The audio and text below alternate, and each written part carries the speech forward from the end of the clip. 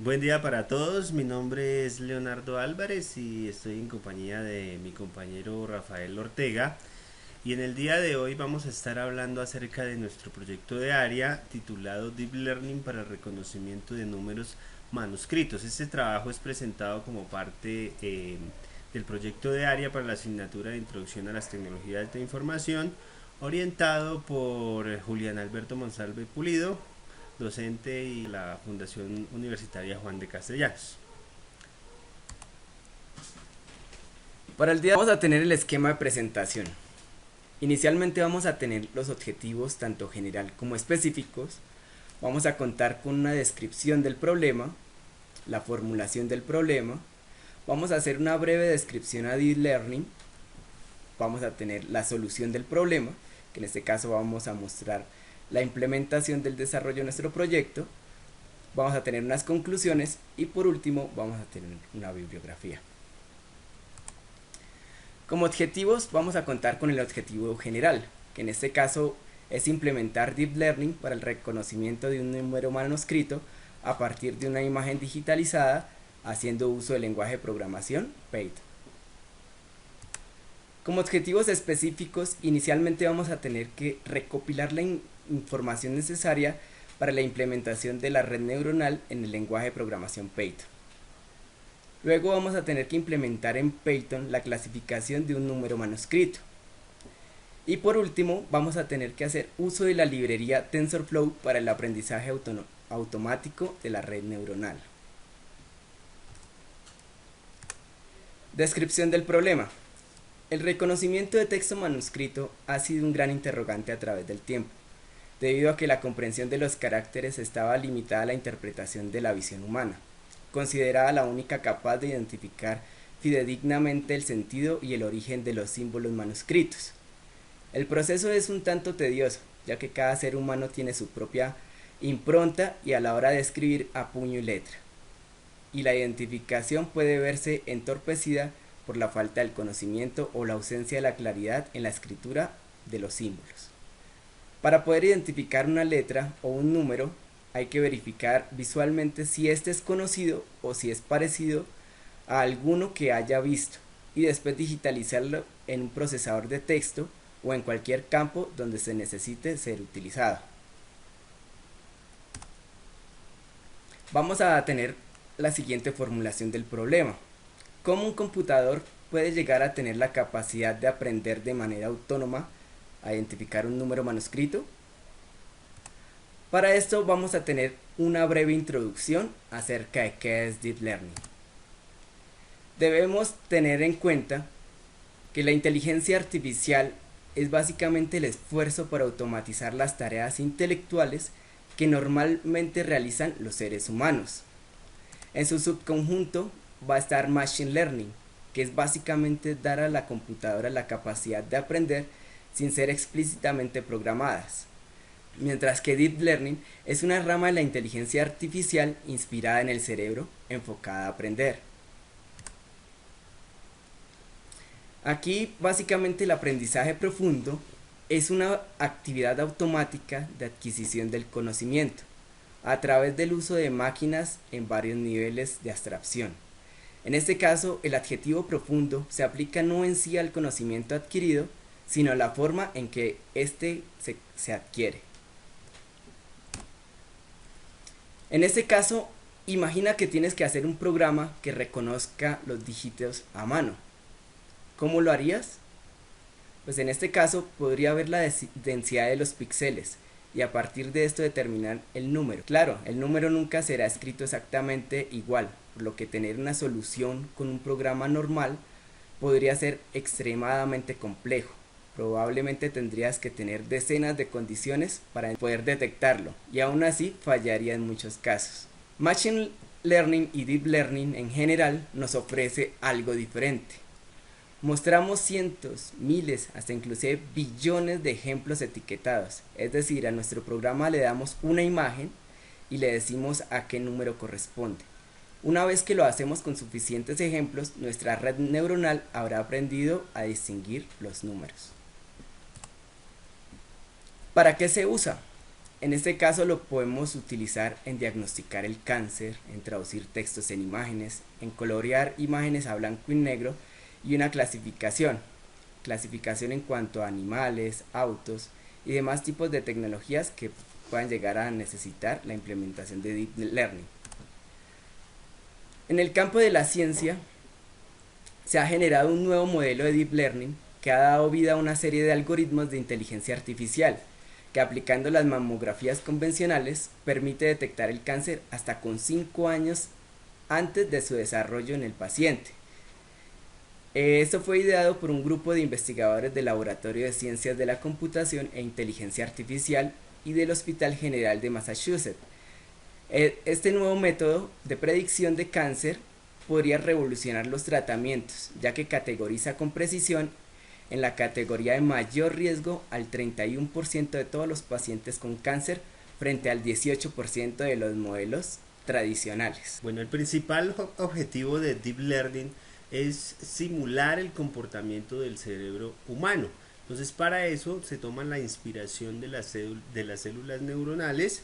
En este caso, pues vamos a crear unas redes neuronales artificiales, las cuales intentan modelar la estructura y funcionamiento de algunas partes del sistema nervioso animal, pues en este caso el cerebro humano. Entonces, la idea con estas redes es tratar de comprender cómo funciona realmente el cerebro para diseñar un modelo de cómputo paralelo inspirado en las neuronas y su sinapsis o en las conexiones adaptativas, y de esta manera poder resolver problemas prácticos utilizando algoritmos de aprendizaje inspirados en el cerebro. Bueno, aquí podemos observar el perceptrón, que fue el primer modelo de neurona propuesto en el año de 1957 por Frank Rosenblatt. Inicialmente podemos observar cómo es la neurona como tal. Sus partes son las dendritas, que es donde se recibe la información, el núcleo donde se procesa la información, y el axón, que sería como la salida o el conducto de salida por donde vamos a transmitir la información a las otras células. En la parte de abajo podemos observar cómo era ese modelo de perceptrón inicial.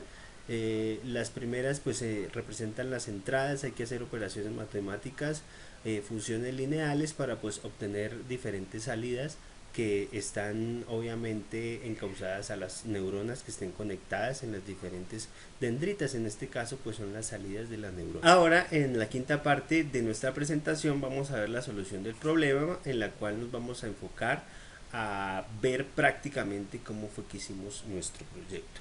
El proyecto está 100% funcional, y como pueden observar ustedes en pantalla, se ve el esquema de la red neuronal que se ha implementado. Para crear el proyecto nosotros utilizamos la plataforma Jupyter, que es un framework que nos permite realizar nuestra programación en Python. El archivo se llama proyecto de área y aquí está completamente ejecutado, pues obviamente ya está el kernel iniciado para poder ejecutar. Las librerías, como ya lo mencionaba mi compañero anteriormente, utilizamos la principal es TensorFlow, que es este framework para poder, esa librería para que nosotros podamos implementar redes neuronales.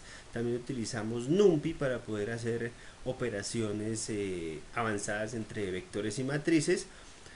Ejecutamos, aquí obtenemos pues la versión actual que se encuentra instalada en nuestro sistema. Posterior a esto hay que llamar unos datos de entrenamiento, que son todos esos ejemplos que necesita nuestro algoritmo para funcionar. En este caso los ejemplos han sido extraídos de MNIST, que es una base de datos con miles de ejemplos etiquetados, obviamente de números manuscritos, para poder entrenar nuestro algoritmo. En esta parte nosotros podemos encontrar cómo han sido importados estos ejemplos, y lo que hacemos en estas líneas de código es mostrar la cantidad de ejemplos que han sido importados o que han sido descargados. Entonces los ejemplos de entrenamiento se imprimen de esta manera, los de validación y los de prueba. Los de entrenamiento y validación nos van a servir para entrenar nuestra red neuronal, y los de prueba nos van a servir para verificar si la red está funcional. El tamaño de cada dígito, en este caso nosotros trabajamos con imágenes de 28 por 28 píxeles. Entonces al hacer esa operación obtenemos un vector con una dimensión de 784 posiciones. Para saber esto utilizamos pues esta impresión por pantalla. Y lo último pues es el tamaño de cada etiqueta. Las etiquetas también se imprimen a través de vectores o se trabajan a través de vectores. Entonces en este caso utilizamos la representación One Hot Vector, que es la representación que podemos observar acá. Entonces tenemos, como son 10 posiciones las etiquetas, cada etiqueta nos va a decir a qué número corresponde el vector de 784 posiciones. Entonces en este caso, para representar el número 0, lo que hacemos utilizando One Hot Vector es colocar un 1 en la posición que represente a la imagen que estamos analizando. En este caso, en la primera posición, que la posición 0 representa el número 0, y en el siguiente ejemplo, como podemos observar, en la posición 2 tenemos el número 1, entonces esa imagen o ese vector en el que estamos en el momento representaría al número 1. Aquí podemos ver la salida pues de la ejecución de ese código. Número de ejemplos de entrenamiento tenemos 55.000, de ejemplos de validación 5.000 y de ejemplos de prueba tenemos 10.000. Cabe aclarar que para que funcione al 100% deberíamos de alimentar nuestra base de datos de números manuscritos con muchísimos más de 55.000. Entonces hay que hacer un trabajo un poco más profundo a la hora de recabar más información acerca de los dígitos y adquirir más ejemplos para que el entrenamiento sea más óptimo. Entonces la clave es los datos o los ejemplos de entrenamiento y de validación. Aquí lo que hacemos es mostrar, o creamos dos funciones para mostrar los dígitos de una manera que podamos observar de qué se trata. Entonces aquí en esta función que se llama muestra dígito, lo que hacemos es redimensionar las imágenes a un tamaño de 28 por 28 píxeles, y en esta otra función que se llama visImagen vamos a visualizar la imagen. Entonces train es el conjunto de entrenamiento, test el conjunto de prueba, y con el else pues vamos obviamente a mostrar las imágenes del conjunto de validación y su respectiva etiqueta. Al utilizar pues estas funciones que acabamos de generar, entonces vamos a mirar del conjunto de entrenamiento qué podemos nosotros encontrar en la posición 0, o sea, qué imagen o qué ejemplo encontramos en la posición 0 del conjunto de entrenamiento. Entonces podemos encontrar este número que está acá, pues a simple vista pues ustedes pueden reconocerlo, es un número 7, está obviamente etiquetado. También podemos ver aquí del conjunto de validación en la posición 132 cuál tenemos el 5, pues es un poco abstracto, no se puede entender, es ambiguo. En el conjunto de prueba podemos observar en la posición 32 tenemos este otro número que es el número 3, está previamente etiquetado y así. Entonces estas líneas de código nos sirven a nosotros para poder visualizar que efectivamente tenemos cargados correctamente pues nuestros conjuntos de la base de datos de MNIST. Bueno, la siguiente parte es la parte donde implementamos nuestra red neuronal. Lo primero que vamos a hacer es crear nuestros placeholders. Entonces el placeholder van a ser dos conjuntos, que es el conjunto X y el conjunto Y. Antes pues hay que mencionar que nuestra red neuronal va a estar compuesta por 512 neuronas y solamente va a tener una capa escondida. Entonces en X, en el placeholder X, vamos a colocar las imágenes como tal. Entonces es decir, lo que yo les explicaba, entonces este va a ser el vector que nos va a almacenar la imagen de 784 entradas, y en Y vamos a encontrar el vector que nos va a almacenar la etiqueta. Entonces cada imagen está identificada con su respectiva etiqueta. Las variables del modelo, aquí es donde nosotros vamos a definir las variables. La primera variable son los pesos, esto pues para la primera capa. El peso de la primera capa, como son 512 neuronas, entonces va a entrar 784, que son los píxeles de la imagen, se van a procesar en 512 neuronas, vamos a utilizar un estándar de desviación de 0,2 e inicialamos los pesos, los pesos no, sino los sesgos, los inicializamos en ceros, ¿cierto? Porque son datos que nosotros no conocemos, entonces hay que calcularlos a partir de un proceso que más adelante vamos a hablar. Entonces en la primera capa le damos pues ese tamaño, el número de neuronas que va a tener, la desviación, y colocamos los sesgos o los límites o ese dato que nosotros al dato que nosotros queremos llegar para poder optimizar nuestra red neuronal. Y en la capa de salida pues tenemos lo mismo, tenemos un peso 2 y un sesgo 2. Aquí, como ustedes pueden observar, pues como venimos recibiendo esos datos de 512 neuronas, al final lo que vamos a obtener es una salida de 10 dígitos. ¿Qué quiere decir? Que estas 10 posiciones cada una nos va a decir a qué número corresponde, y en donde se coloque el número 1 va a corresponder al número que ingresamos al principio de nuestra capa. Y al final pues en el sesgo vamos a también inicializarlo, como se trata de etiquetarlo, como vamos a generar una etiqueta, vamos a colocar también un vector con 10 posiciones.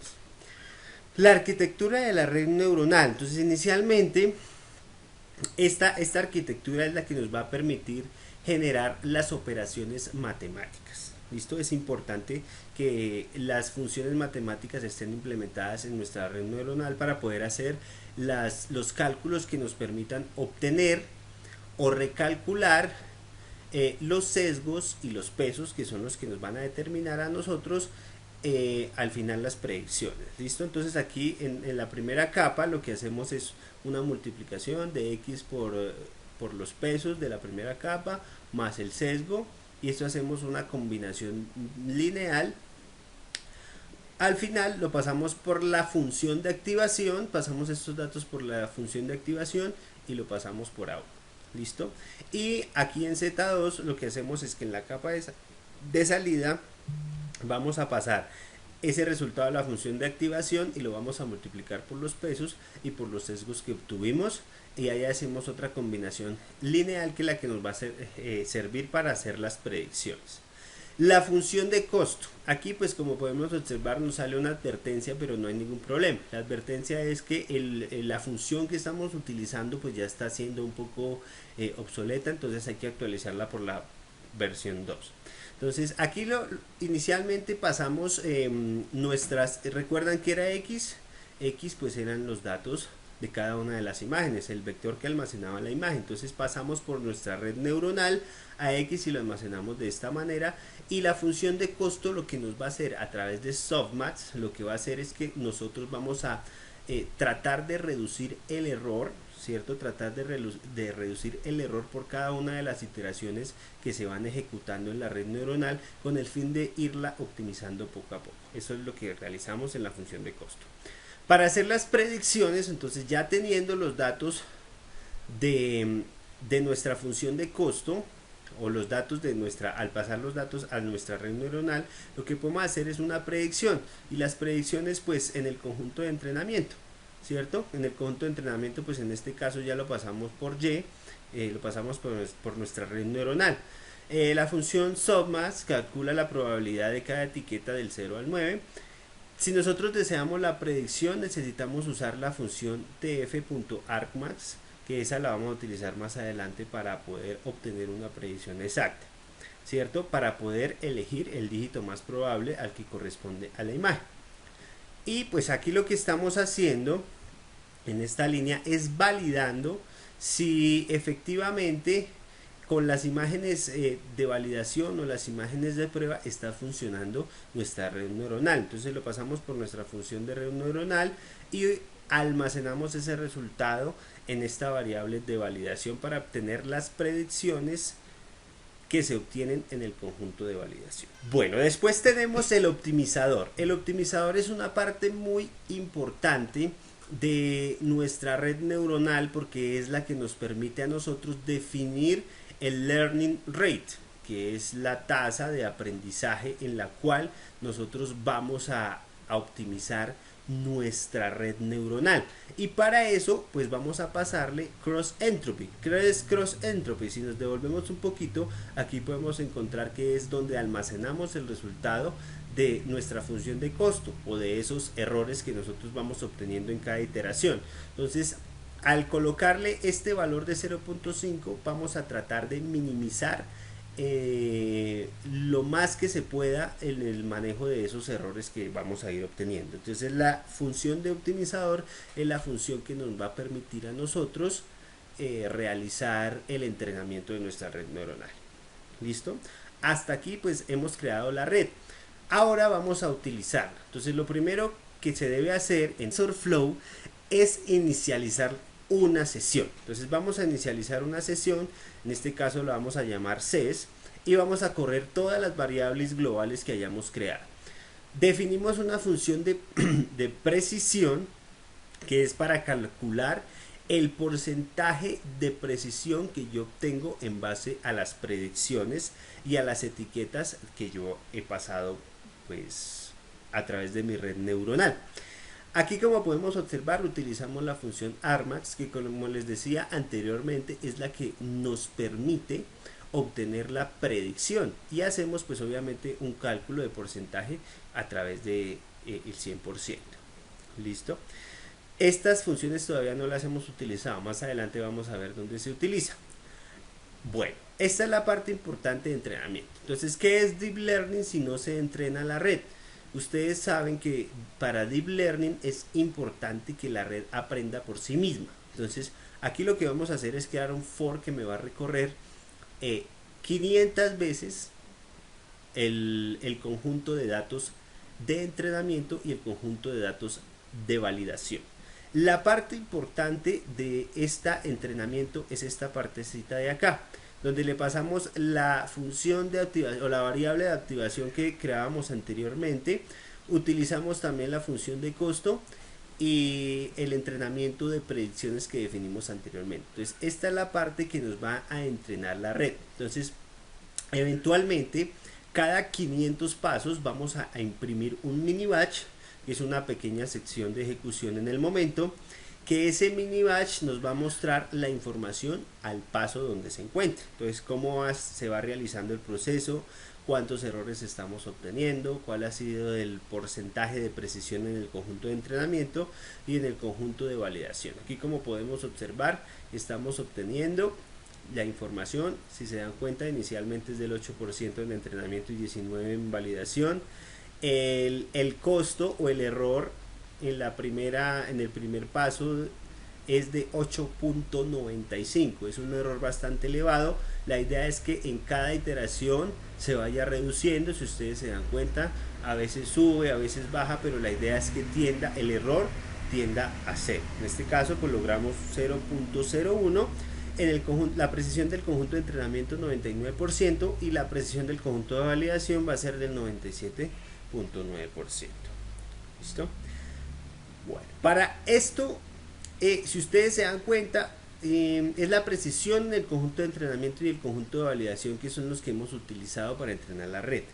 El conjunto de prueba, el conjunto test, no lo conoce nuestra red neuronal. Entonces vamos a pasarlo por la red neuronal para ver si con ese conjunto de prueba que hemos nosotros definido se va a poder hacer la predicción. Entonces lo pasamos por la función softmax, que es la que nos va el porcentaje de predicción. Aquí utilizamos, si ustedes se dan cuenta, la función que definimos para poder calcular la precisión en porcentaje, y al ejecutarlo nos damos cuenta de que en el conjunto de prueba, que reitero nuevamente, no se conoce o no lo ha conocido nuestra red neuronal, obtenemos un porcentaje de precisión de 97.8%.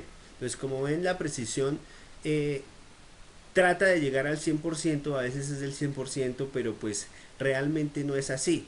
Tiende al 100% debido a que tiene muchos datos. Si quisiéramos una precisión más elevada o más grande, deberíamos colocarle más ejemplos de prueba y más ejemplos de validación y más ejemplos de verificación para poder nosotros alimentar ese conjunto de entrenamiento y que la red funcione más óptimamente. Listo, eso es toda la parte conceptual. Ahora vamos a utilizar nuestra red. Pues la podemos utilizar de varias formas. La primera es utilizando valores del índice del conjunto de prueba. Pues ya sabemos que el conjunto de prueba no es conocido, entonces vamos a colocar un índice cualquiera. Ya sabemos que el conjunto de pruebas, si nos devolvemos aquí al principio, el conjunto de prueba tiene nada más 10.000 elementos. Entonces de esos 10.000 elementos yo puedo colocar el índice que yo quiera. En este caso yo coloqué índice 67 para ejecutarlo, ¿cierto? Realizamos la predicción y al final obtenemos que nuestra predicción, utilizando obviamente que argmax es nuestra función que nos va a facilitar eso, hay que pasarla NN, pues es la función de nuestra red neuronal, hay que pasar todos los datos de este índice, obviamente convertidos por 28 por 28 píxeles, y evaluarlos utilizando nuestra sesión. Entonces de esta manera nosotros realizamos la predicción, que si ustedes se dan cuenta, en la posición 67 del conjunto de prueba tenemos esta imagen y el sistema nos automáticamente nos dice que se trata del número 4. ¿Listo? Determinando o coloreando las imágenes que tienen transparencia. Entonces es importante que para cuando nosotros queramos utilizar nuestro algoritmo, nuestra red neuronal, las imágenes no tengan transparencia. Entonces mediante esta función lo que hacemos es colorearlas para que la transparencia no vaya a afectar el proceso de reconocimiento en cada uno de los píxeles.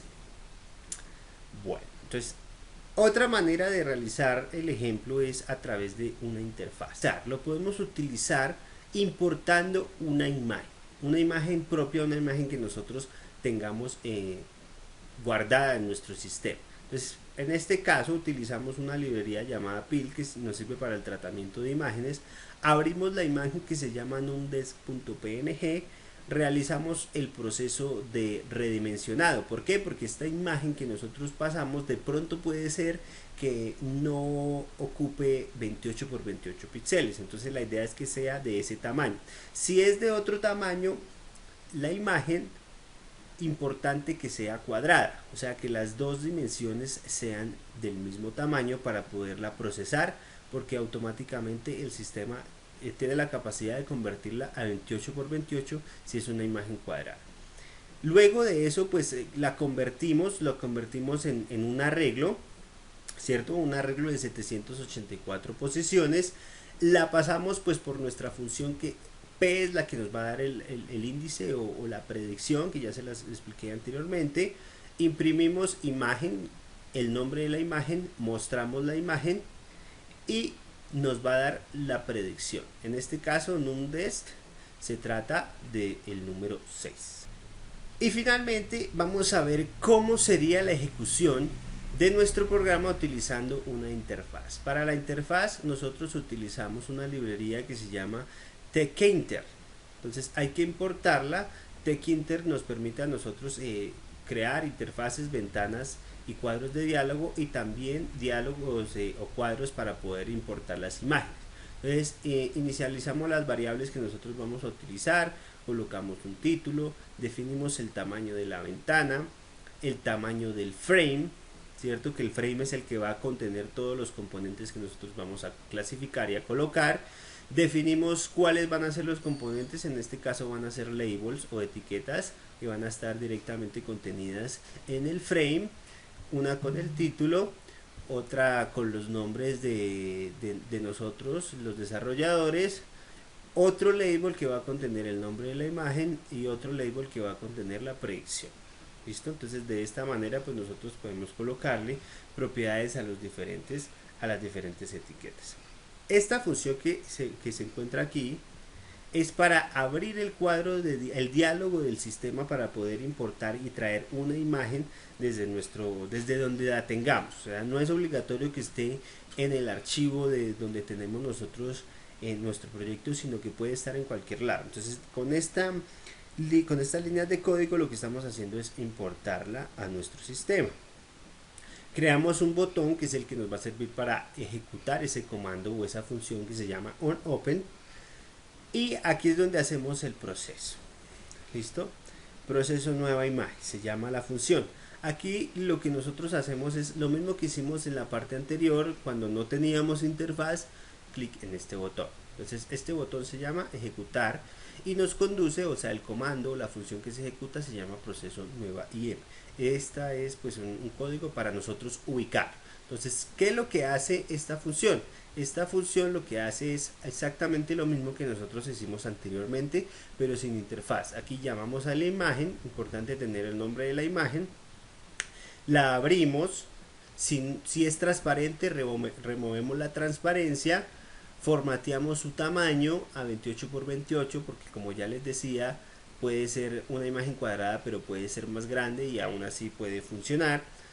La colocamos en la variable de entrada convertida en un array de 784 posiciones, la pasamos por P, que es la variable que nos va a realizar el proceso de predicción utilizando la función argmax, utilizando nuestra red neuronal, pasamos entrada y la evaluamos utilizando nuestra sesión, imprimimos, esto pues ya es en la consola de nuestro programa, imprimimos la imagen, ¿cierto? El nombre de la imagen y utiliza esto pues lo colocamos nosotros acá para que se imprimiera utilizando la librería Matplotlib para que se imprimiera la imagen directamente aquí en el, si ustedes pueden observar aquí la imagen se imprime utilizando Matplotlib en nuestra consola de comandos.